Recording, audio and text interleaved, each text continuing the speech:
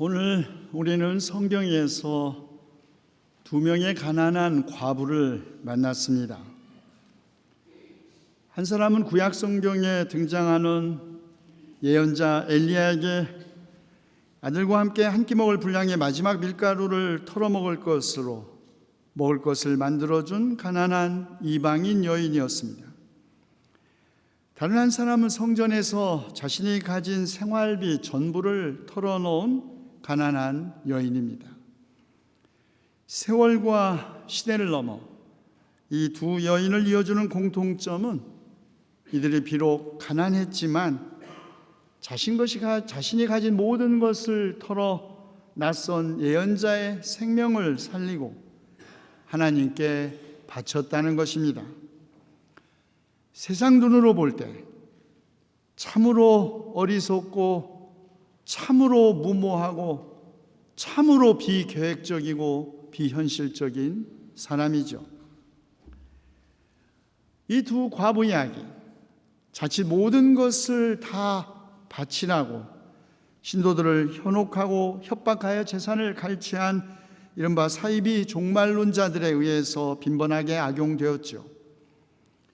그러나 이 두 여인 이야기가 굳이 헌금과 관련되어 해석되어야 한다면 그것은 언제나 우리에게 하나의 시험이 될 것입니다. 모든 것을 다 바치라는 극단적인 경우가 아닐지라도 헌금은 가난한 사람에게는 더욱 그렇겠지만 가진 것이 조금 넉넉하다고 하는 사람에게도 언제나 하나의 시험입니다. 왜냐하면 우리의 재물이 있는 곳에 우리의 마음도 있기 때문입니다. 그래서 우리는 오늘 이 두 가난한 과부 이야기의 본뜻이 과연 어디에 있는지 살펴보려고 합니다. 먼저 엘리야와 만난 여인.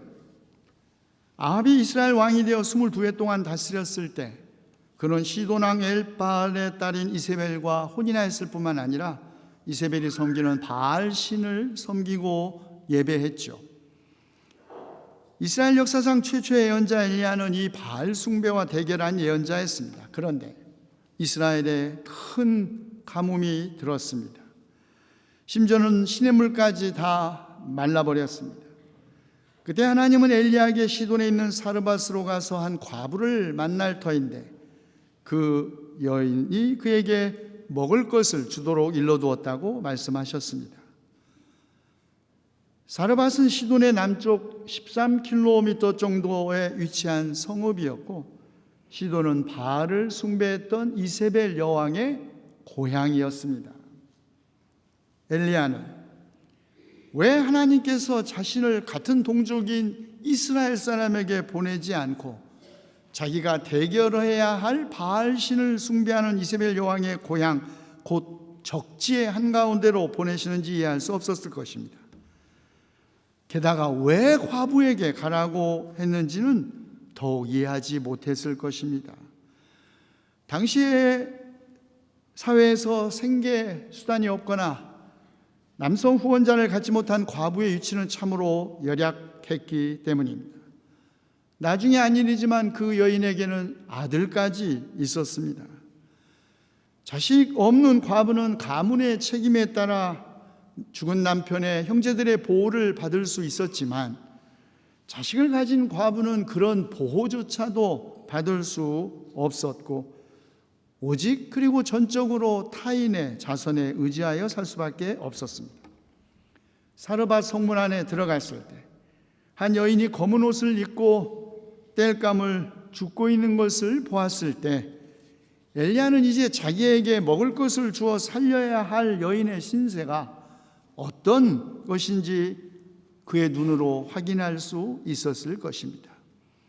말라 죽거나 살아있는 식물에서 떨어진 잔가지를 줍는 힘없고 가난한 이 여인이 도대체 어떻게 자신을 먹여 살릴 수 있을 것인지 어쩌면 암담했을지도 모릅니다.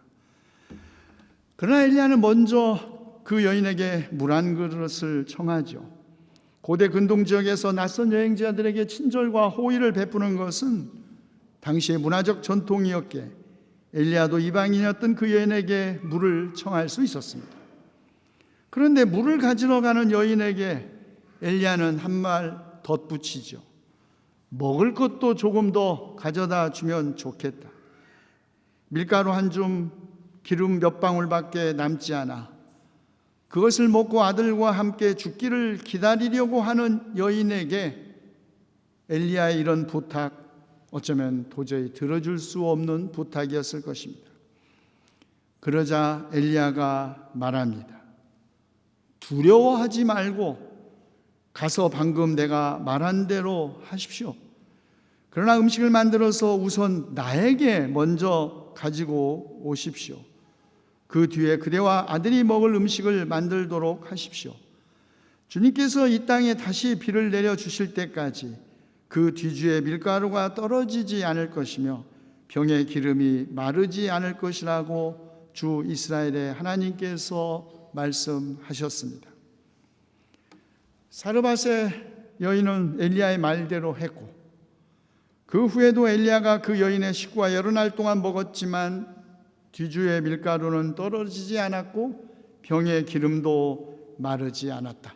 이것이 엘리야가 만난 한 가난한 여인의 이야기이죠. 이 이야기는 일종의 기적사화입니다.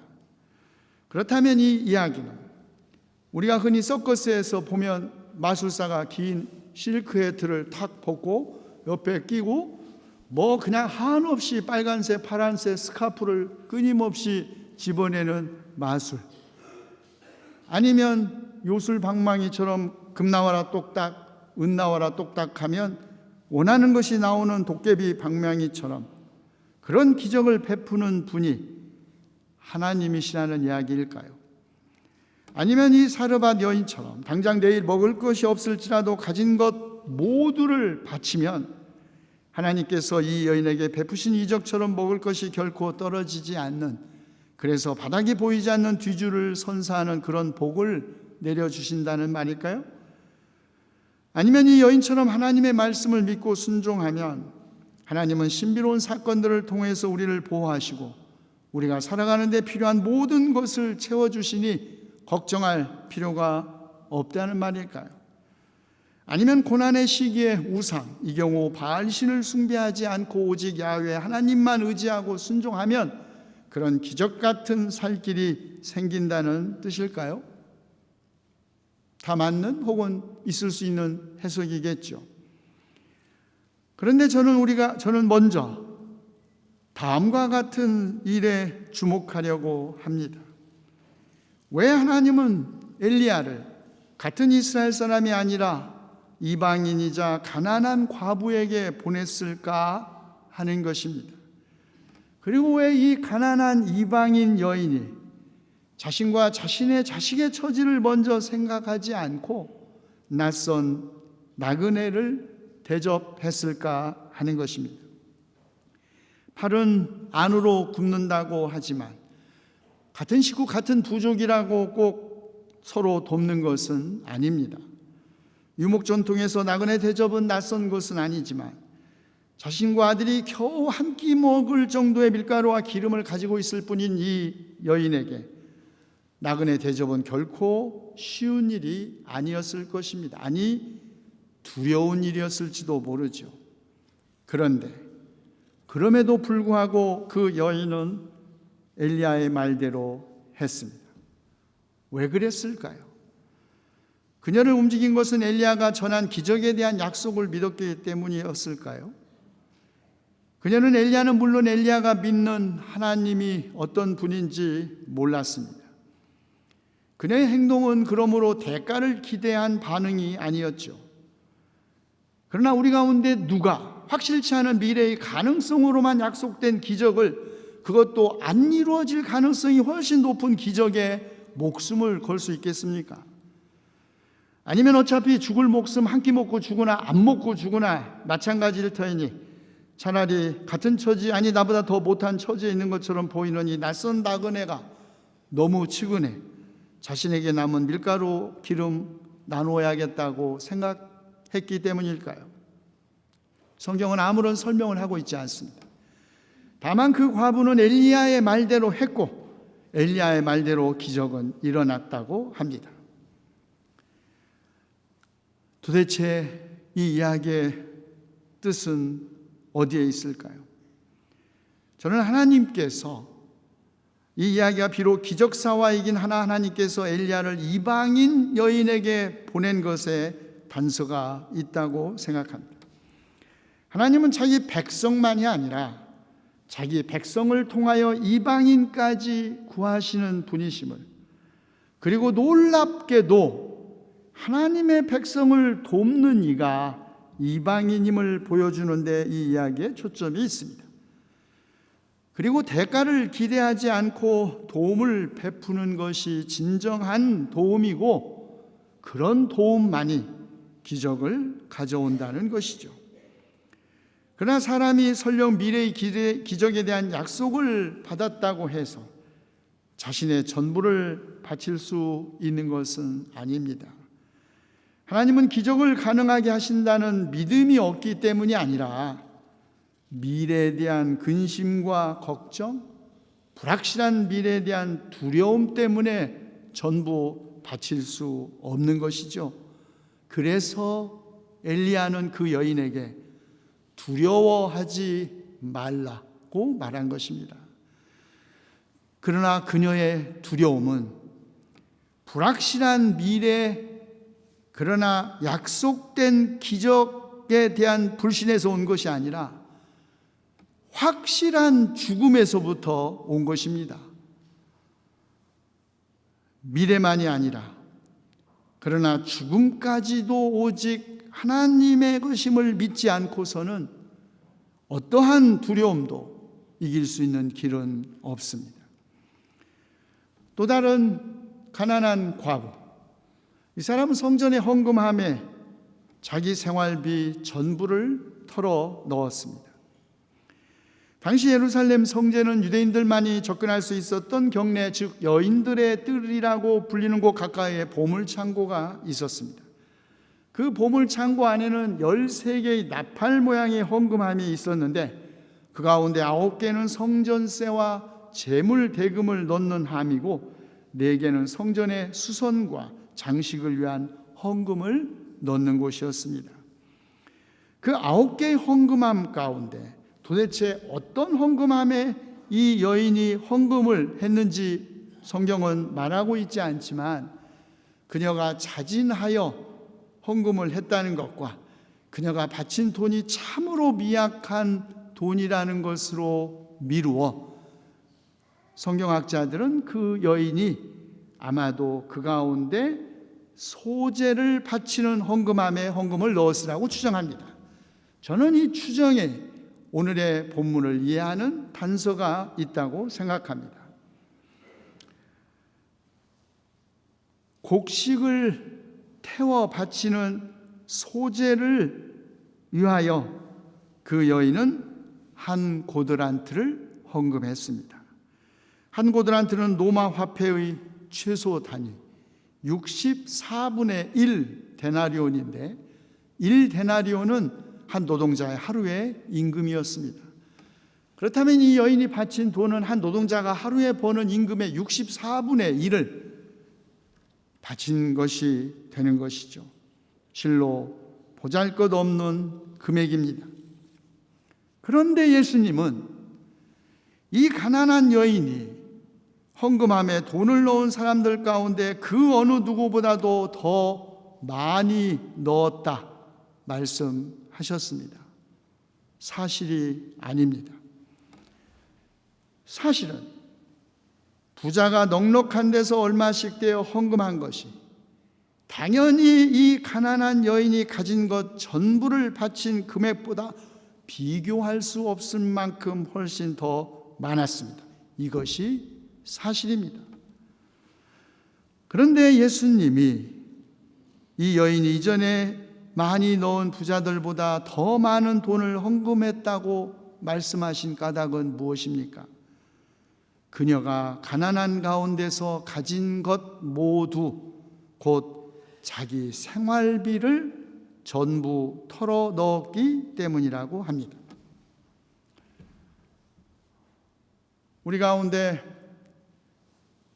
모르겠어요. 이번에 미국의 그 유명한 복권인가 어마어마한 금액이 당첨된 복권이야 하면 포기할 수도 있겠죠. 제가 가진 재산 다 팔아서 건축원금에 바치고 할 수 있을지 모르겠습니다.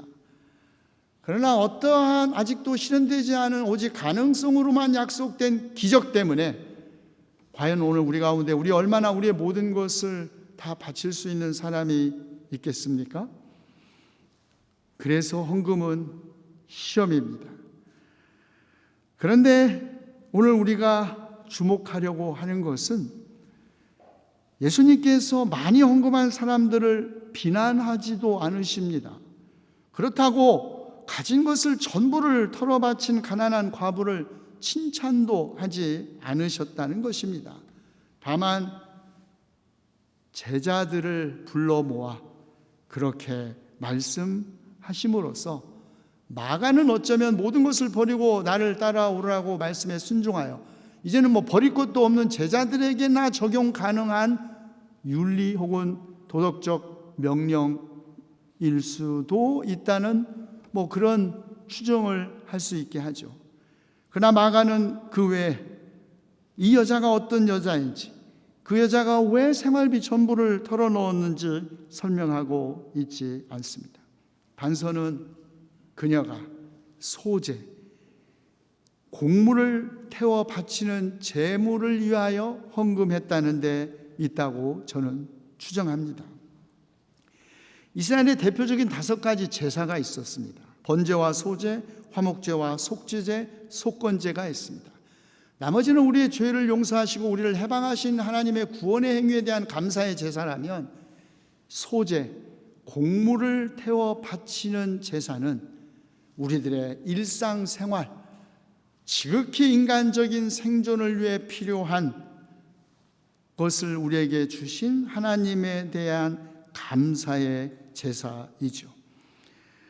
오직 곡물만을 제물로 바치기 때문에 동물을 제물로 바치는 다른 제사들과 구별됩니다. 그리고 또 다른 구별점은 바로 이 소제에만 소금을 넣어야 했는데 소금은 하나님과 언약을 세울 때에 넣는 것이라고 제사 규정한 레위기 2장 13절은 전합니다. 가난한 과부가 성전 헌금함에 자신의 생활비 전부를 바쳤다는 것은 그러므로 자신의 삶의 현재와 미래가 전적으로 오직 하나님 자신에게 달려있지 지금 내가 가지고 있는 나의 생활비에 달려있는 것이 아님을 고백하는 행위였습니다. 오늘 있다가 내일 아궁이에 들어갈 들풀도 솔로몬의 영광보다 더 잘 입히시는 하나님께서 하물며 자기 자녀들을 입히시지 않겠는가? 그러므로 무엇을 먹을까 무엇을 마실까 걱정하지 않는 믿음 없이는 할 수 없는 행위였죠. 그리고 그 언약은 곡식 제물에 소금을 넣음으로써 확인되었습니다. 자, 이 두 가난한 과부 이야기의 초점은 그러면 어디에 있을까요?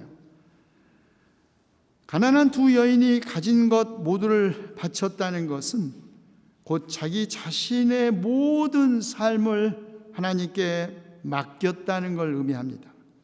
현재를 보장하는 생활비는 물론 내일에 대한 염려와 걱정, 내일에 대한 두려움도 그녀는 헌금과 함께 다 하나님께 바친 것이죠.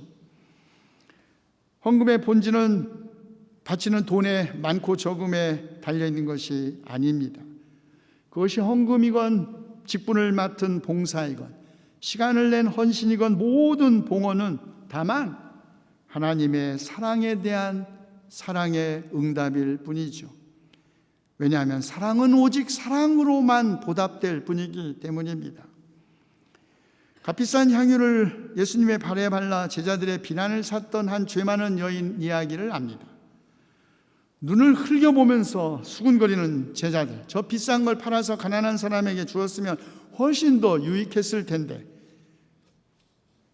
그 제자들 가운데 베드로에게 예수님은 이렇게 말씀하셨죠.